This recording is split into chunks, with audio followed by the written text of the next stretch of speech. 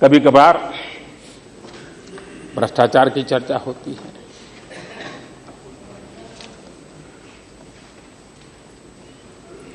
मैं ये मानता हूं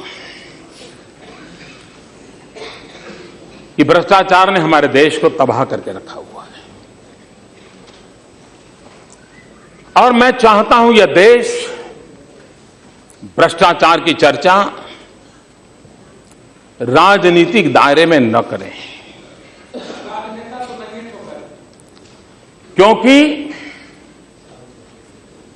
राजनीति के दायरों में चर्चा करके हम इस भयंकर समस्या को तू मैं में ही उलझा देते हैं। किसकी शर्ट ज्यादा सफेद, यही पर हम सीमित हो जाते हैं और हम तो मैं उधर आरोप लगाऊंगा, वो इधर आरोप लगाएंगे और माल खाने वाले कहीं न कहीं खाते रहेंगे। अगर हम सब मिल जाएं, पुराने भ्रष्टाचार का क्या होगा, पुराने भ्रष्टाचार का क्या होगा, आगे हम मिलकर के तय करेंगे, नहीं होने देंगे तो भ्रष्टाचार जा सकता है।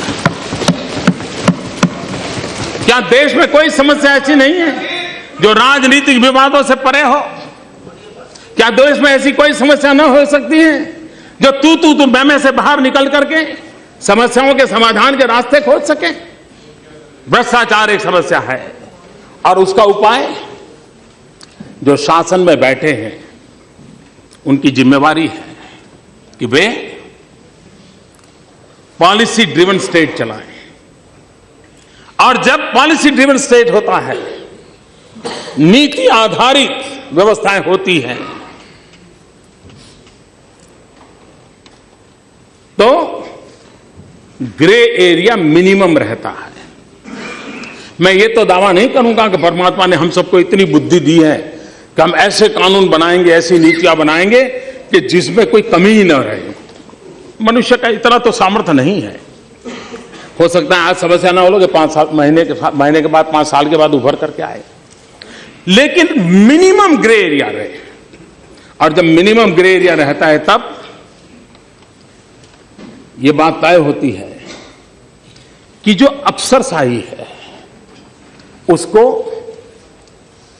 इंटरप्रिटेशन करने का अवसर ही नहीं रहता है, प्रायोरिटी करने का मौका नहीं मिलता है। और हमारी कोशिश है कि सरकारें पॉलिसी ड्रिवन हो। इंडिविजुअल के बीम के आधार पर देश नहीं चल सकता है, न सरकारें चल सकती है। और भारत के संविधान के दायरे में सब चीजें होनी चाहिए और तब जाकर के समस्याओं के समाधान होते हैं। उदाहरण के स्वरूप कोयले का आवंटन, कोल ब्लॉक्स, जब सीएजी ने रिपोर्ट दी तो लिखने वालों को भी लगता कि इतना तो नहीं हो सकता यार। पहले कभी 600 करोड़ के भ्रष्टाचार का सुना है, 500 करोड़ के भ्रष्टाचार का सुना है, लेकिन 1,86,000 करोड़ तो देश भी चौंक गया था। राजनीति में बोलने के लिए काम तो आता था, लेकिन फिर भी मन में होता था नहीं यार 1,86,000 करोड़ तो कैसे हो सकता है। लेकिन अब जब कोयले का आवंटन हुआ, 204 माइंस सुप्रीम कोर्ट ने रद्द कर दी। अभी तक तो 18 या 19 को का ऑक्शन हुआ है और उसमें करीब 1 लाख से ज्यादा करोड़ रुपए ऑलरेडी आ चुके हैं। अगर यही 204 जब हो जाएगी तो सीएजी ने जो सोचा था उससे भी बड़ी आय इस ऑक्शन में से आने वाली है। उस समय जीरो थियरी चली थी, जीरो थियरी।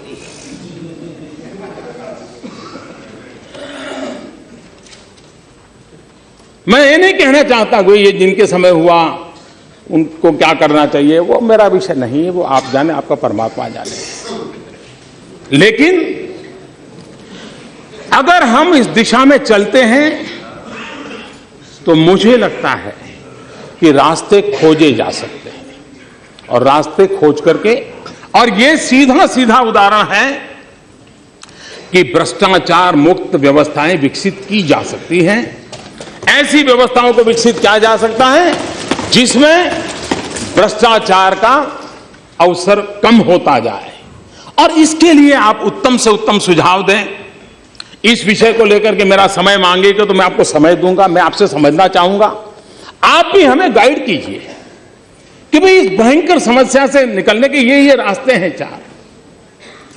शासन व्यवस्था देखेगी उसको, लेकिन हम सब मिलकर प्रयास करें कि इस बदी से देश को हम मुक्त कराएं, और हम मान के चलें कि हो क्या रहा है। यहां पर अधिकतम आदरणीय सदस्यों ने काले धन की चर्चा की है।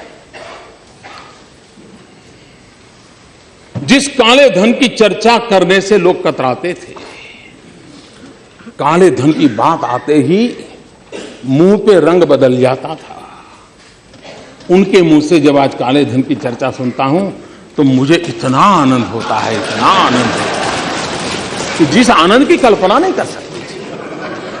और मैं मानता हूं हमारी सबसे बड़ी सिद्धि है तो यह है कि हमने देश को काले धन पर बोलने के लिए मजबूर कर दिया है। सुप्रीम कोर्ट की बातें तो बहुत होती हैं, लेकिन सुप्रीम कोर्ट ने एसआईटी बनाने के लिए कहा था काले धन पर। सुप्रीम कोर्ट का के सम्मान करने से हम चूक गए। क्या हमारी जिम्मेवारी नहीं थी कि जब सुप्रीम कोर्ट ने काले धन के लिए एसआईटी बनाने के लिए कहा था तो बिना समय बिताए हम काले धन के लिए एसआईटी बना देते? 3 साल तक हमने एसआईटी नहीं बनाई, सुप्रीम कोर्ट के कहने के बावजूद भी नहीं बनाई। नई सरकार बनने के बाद पहली कैबिनेट मीटिंग में पहला निर्णय किया काले धन के लिए एसआईटी। काले धन की बात आती है तो स्विस बैंक की चर्चा आती है।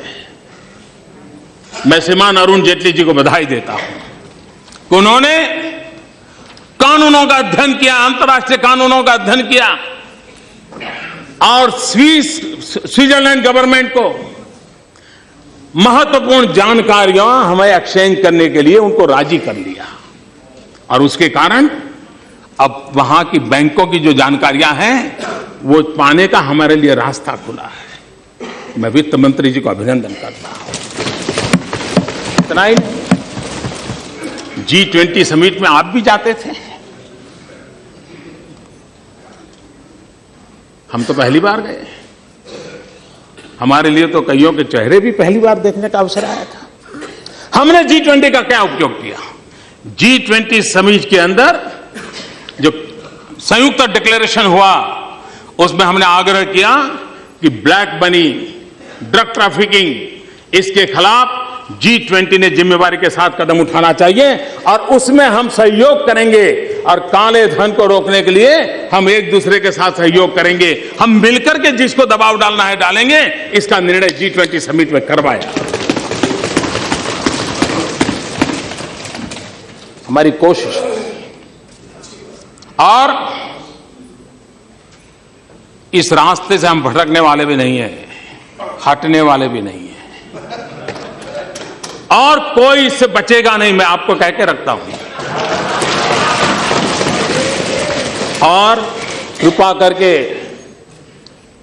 कोई ये ना कहे कि हम विंडिक्टिव फैसले किया है, हम वादा करके आए।